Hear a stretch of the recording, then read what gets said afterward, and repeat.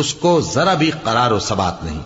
اللہ مومنوں کے دلوں کو صحیح اور پکی بات سے دنیا کی زندگی میں بھی مضبوط رکھتا ہے اور آخرت میں بھی رکھے گا، اور اللہ بے انصافوں کو گمراہ کر دیتا ہے، اور اللہ جو چاہتا ہے کرتا ہے۔ کیا تم نے ان لوگوں کو نہیں دیکھا جنہوں نے اللہ کے احسان کو ناشکری سے بدل دیا اور اپنی قوم کو تباہی کے گھر میں لا اتارا، یعنی دوزخ میں، کہ سب ناشکرے اس میں داخل ہوں گے اور وہ برا ٹھکانہ ہے۔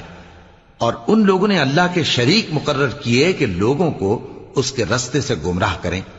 کہہ دو کہ چند روز فائدے اٹھا لو، آخر کار تم کو دوزخ کی طرف لوٹ کر جانا ہے۔ اے پیغمبر، میرے مومن بندوں سے کہہ دو کہ نماز پڑھا کریں، اور اس دن کے آنے سے پیشتر جس میں نہ اعمال کا سودا ہوگا اور نہ دوستی کام آئے گی، ہمارے دیے ہوئے مال میں سے پوشیدہ اور علانیہ خرچ کرتے رہیں۔